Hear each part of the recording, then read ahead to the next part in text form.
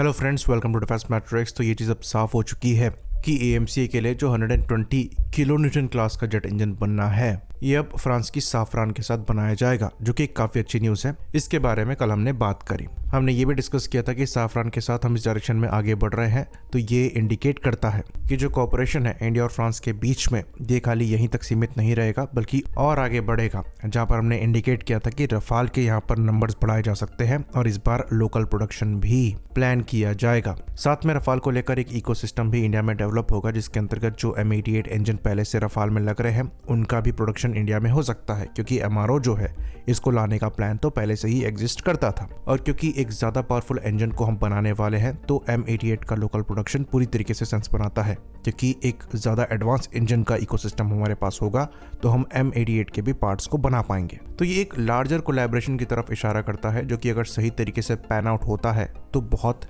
Profitable हो सकता है। इसके पीछे क्या रीजंस हैं ये हम समझेंगे। तो पहला सवाल यहाँ पर ये उठता है कि क्यों फ्रांस हमारे साथ ऐसा कोलैबोरेशन करना चाहता है और वो क्यों इंडिया को ऐसी क्रूशियल टेक्नोलॉजीज शेयर करने को तैयार है। तो ये चीज हम आपको बता दें कि कोई ऐसी ही टेक्नोलॉजी शेयर नहीं करता है। अभी हम अगर 0 पर होते तो शायद फ्रांस हमें ये ऑफर कभी ना करता, क्योंकि अब हमारे पास ये कैपेबिलिटी है कि हम एक 4th जनरेशन जेट इंजन और 5th जनरेशन जेट इंजन भी फ्यूचर में बना सकते हैं। इसलिए यहाँ पर जॉइंट डेवलपमेंट की बात चल रही है। फ्रांस को या फिर साफरान को हैंड होल्डिंग नहीं करनी है। तो अगर साफरान कोलैबोरेट नहीं भी करता तब भी ये इंजन हम बना लेते। हाँ, समय यहाँ पर ज्यादा लगता। ये बात हमें समझनी पड़ेगी कि एक successful 4th generation jet engine हम बना चुके हैं, जो कि कावेरी के प्रोग्राम से निकला है, जो KDE इंजन है, यानी कि कावेरी डेरिवेटिव इंजन है, जो कि हमारे RPSA प्लेटफॉर्म में जाएगा। और क्योंकि साफरान ने क्लोजली इस इंजन के साथ भी काम किया है, तो वो हमारी कैपेबिलिटी को जानते हैं। इवन वो अपने M88 इंजन के कोर को ऑफर कर रहे थे इस इंजन को सक्सेस बनाने के लिए, तो उन्हें पता है कि इंडिया कितना क्लोज है। तो इसलिए जब साफरान इंडिया के साथ कोलैबोरेट करता है एक 5th जनरेशन जेट इंजन को बनाने के लिए, तो इसमें साफरान का भी फायदा है, क्योंकि एक नेक्स्ट जनरेशन इंजन डेवलप हो रहा है कोलैबोरेशन में, जिसका एक बहुत बड़ा मार्केट है। और फ्रांस को भी यहाँ पर प्रॉपर R&D एक्सपीरियंस मिल रहा है, वो भी ऐसे सिनेरियो में जहाँ पर कॉस्ट इंडिया बेयर कर रहा है। तो R&D प्रोसेस जो है ये बहुत एक्सपेंसिव होता है। इसलिए यूरोप में आप देखेंगे कि जो next generation fighter platform development programmes हैं, ये सब कोलैबोरेशन में चल रहे हैं, जहां पर मल्टीपल कंट्रीज कोलैबोरेट कर रही हैं ऐसे प्लेटफॉर्म को डेवलप करने के लिए। क्योंकि यूरोप में प्रायोरिटीज चेंज हो गई हैं, इसलिए ऐसे प्रोग्राम्स में अकेले कॉस्ट बेयर करना उनके लिए जस्टिफाइबल नहीं हो पा रहा है। फ्रांस की बात करें तो फ्रांस द्वारा सब कुछ खुद बनाया जाता है। इसके पीछे रीजन ये है कि वो किसी पर भरोसा नहीं करते और इसलिए वो अपनी फॉरेन पॉलिसी को इंडिपेंडेंट रख पा रहे हैं। लेकिन उनके लिए भी ये कॉस्ट बेयर करना मुश्किल होता चला जा रहा है और इसलिए वो भी एक रिलायबल पार्टनर की तलाश में है। तो ये बात जानकर आपको हैरानी होगी कि फ्रांस द्वारा रशिया के साथ तक कोलैबोरेट किया गया है। इंडिया के रूप में इनको एक ऐसा पार्टनर मिल रहा है जिसके साथ ये लॉन्ग टर्म अपने डिफेंस इकोसिस्टम को सस्टेन कर सकते हैं। इसलिए फ्रांस द्वारा जो कोलैबोरेशन का लेवल है ये बढ़ाया जा रहा है। हेलीकॉप्टर के इंजन से लेकर next generation fighter jet engine तक फ्रांस इंडिया के साथ कोलैबोरेट कर रहा है।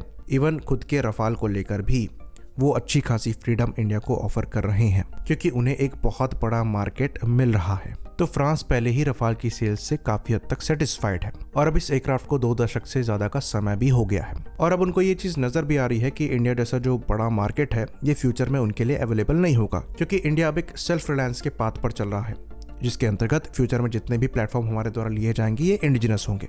तेजस प्रोग्राम ने ये चीज प्रूव कर दी है। तो अब फ्रांस को अगर इंडियन मार्केट में रहना है तो ये खाली रफाल के थ्रू हो सकता है, जिसको वो 36 के नंबर में पहले बेच चुके हैं और 26 के अराउंड नेवी को बेच चुके हैं। और इसलिए अब उनके द्वारा इंडिया की हर कंडीशन मानी जा रही है। नेगोशिएट करने के लिए भी आपके पास लेवरेज होना चाहिए और इंडिया के पास फिलहाल ये लेवरेज है।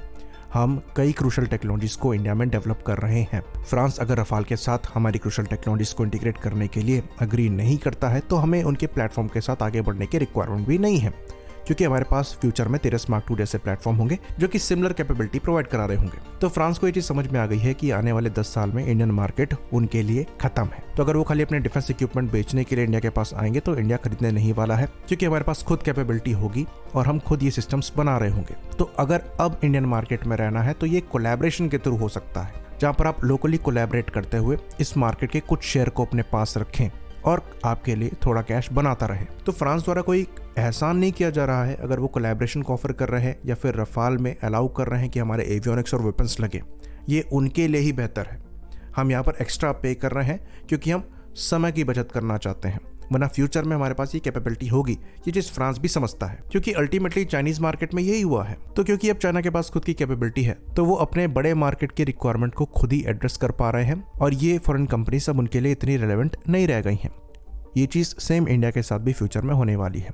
फ्रांस को ये चीज समझ में आ गई है, उनकी कंपनीज को ये चीज समझ में आ गई है कि फ्यूचर इंडिया का ब्राइट है, और अगर हमें सस्टेन करना है लॉन्ग टर्म में तो इंडिया के साथ कोलैबोरेशन में फायदा ही है। क्योंकि फ्यूचर में फ्रांस के लिए ऐसे सोफिस्टिकेटेड प्रोग्राम्स में फंड करना मुश्किल हो जाएगा, क्योंकि उनकी इकोनॉमी ये चीज सपोर्ट नहीं कर पाएगी। और क्योंकि फ्रांस को इंडिपेंडेंट फॉरेन पॉलिसी रखनी है, तो वो वेस्ट पर ज्यादा डिपेंडेंट नहीं रह सकते, खासकर अमेरिका पर डिपेंड नहीं कर सकते।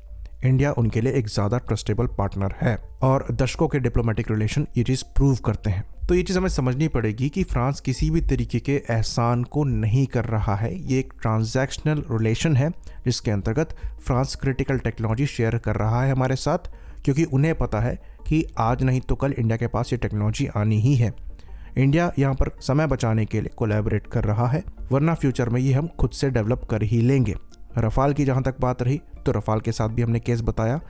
इस प्लेटफॉर्म से डसॉ एविएशन पहले ही जो कुछ अचीव करना चाहता था, काफ़ी हद तक अचीव कर चुका है। अब 2 दशक इस प्लेटफॉर्म को हो चुके हैं, ज़्यादा से ज़्यादा 2 दशक और ये प्लेटफॉर्म फ्रांस फ्लाई कराएगा। अगर उनको एक बीच में ऐसा मार्केट मिल रहा है जो कि 100 के ऊपर उनके प्लेटफॉर्म लेने को तैयार है, तो उसके साथ वो लोकल मैन्युफैक्चरिंग और लोकल एमआरओ सपोर्ट के साथ साथ लोकल वेपन इंटीग्रेशन को भी अलाउ कर रहे हैं, क्योंकि जो मार्केट उनके हाथ से जा रहा है उसमें उनको कुछ शेयर मिल जाएगा, और करीबन 2 दशक तक वो प्रॉफिट बना पाएंगे। इसलिए फ्रांस जैसी कंट्री के साथ कोलैबोरेट करने में फायदा है, क्योंकि यहाँ पर जो चीजें हो रही हैं ये ट्रांजैक्शनल लेवल पर हैं। ये इसलिए नहीं है कि फ्रांस हमारा भाई है, जियोपॉलिटिक्स में कोई भाई बहन नहीं चलता, यहाँ पर म्यूचुअल बेनिफिट्स देखे जाते हैं। तो उस लिहाज से भी फ्रांस के साथ चीजें ज्यादा स्टेबल दिखाई देती हैं। इसलिए हम पास्ट में भी कई बार आर्ग्यू कर चुके हैं कि फ्रांस के साथ आगे बढ़ने में फायदा है। बाकी बात रही रफाल की डील की, तो इसको लेकर भी हमें ज्यादा समय बर्बाद नहीं करना चाहिए, और रफाल के साथ ये चीज हमें इंश्योर करनी चाहिए कि कम से कम जो इंडिया में एवियोनिक्स डेवलप हो रहे हैं तेजस मार्क 2 के प्रोग्राम के लिए, वो रफाल में जा सके, और इंडियन वेपन्स भी शुरुआत से ही इनमें इंटीग्रेट होकर आए। तो क्या हमें रफाल के F5 वर्जन्स को कंसिडर करना चाहिए जो कि 2030 से आ जाएंगे? तो हमारा ये मानना है कि F5 के कुछ फीचर्स को हमें ज़रूर यहाँ पर इंक्लूड करना चाहिए, जैसे कि जो नए M88 T-Rex इंजन हो गए उनको हम ले सकते हैं, लेकिन एवियोनिक्स पैकेज हमारा खुद का होना चाहिए, तभी हमारे डोमेस्टिक प्लेटफॉर्म्स के साथ इंटीग्रेट होकर काम कर पाएंगे। तो फ्रांस के साथ ऐसे क्रूशल प्रोजेक्ट्स में आगे बढ़ना एक अच्छा डिसीजन है, और यहाँ पर हम टाइम सेविंग कर रहे हैं, इसलिए हम एक्स्ट्रा भी पे करेंगे। लेकिन अगर इतना कुछ करने के बावजूद अगर डील साइन करने में हम और समय वेस्ट करेंगे, तो जो मेन ऑब्जेक्टिव यहाँ पर है टाइम सेविंग का, वो हम अचीव नहीं कर पाएंगे। आई होप इन्फॉर्मेशन यहाँ पर क्लियर रही हो। इसी बात पर इस वीडियो को हम खत्म करेंगे। लाइक करिए, सब्सक्राइब करिए। जय हिंद।